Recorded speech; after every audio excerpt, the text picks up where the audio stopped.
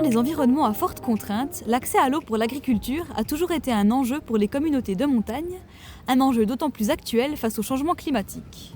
Le projet est né un petit peu par hasard. En 2005, j'ai été invité à donner une conférence à l'université de Tunis et par la suite, nous avons passé 4 jours dans le sud tunisien, dans le massif du Dar, et c'est là que j'ai vu pour la première fois ce que sont des gessours. Les gessours sont une forme du patrimoine agricole en Tunisie qui permettent, sous un climat aride recevant très peu de précipitations annuelles, de pratiquer une activité agricole, principalement l'oléiculture. J'ai été frappé de voir ce système de collecte de l'eau et des sédiments pour améliorer les conditions agricoles.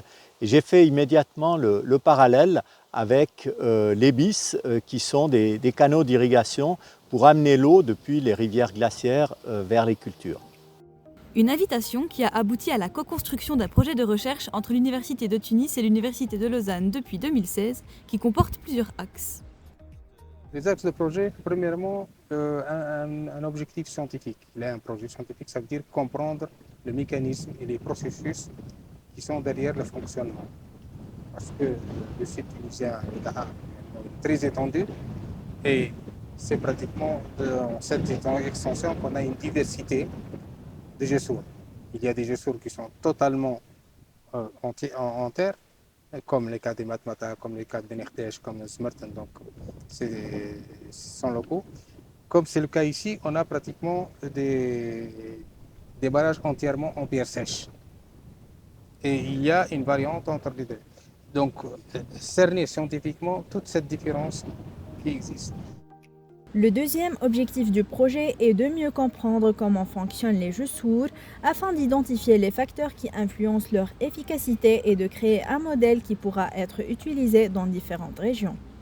À partir de 2017, on a commencé réellement le projet sur terrain par l'installation de 2 stations pour mesurer les paramètres météorologiques et l'humidité dans le sol. Et ces stations ont été installées au nord du Dahar, puis en direction du sud. Aujourd'hui, la station est installée dans le geyser que vous voyez tout droit sous ces petites grottes, ces habitats troglodytiques. Les travaux principaux menés dans le cadre de ce projet s'intéressent donc à ce volet hydroclimatique, mais aussi à la dimension patrimoniale pour étudier l'évolution de l'occupation des vallées par les gessours. Et pour l'avenir ? On espère que les résultats du projet servent aux gestionnaires des gessours, que les connaissances que nous avons accumulées permettent de mieux comprendre leur évolution, d'anticiper l'évolution dans le futur, et aussi la contribution à la production agricole dans cette région. Des travaux sur le patrimoine hydro-agricole qui viennent faire écho à d'autres formes de systèmes d'irrigation traditionnels. Les connaissances que nous avons accumulées sur les gessours viennent se rajouter par exemple à celles que nous avons sur les BIS ou sur d'autres systèmes agricoles dans le monde. Et ça permet en fait de mieux comprendre la contribution de ces systèmes agricoles à l'évolution des territoires.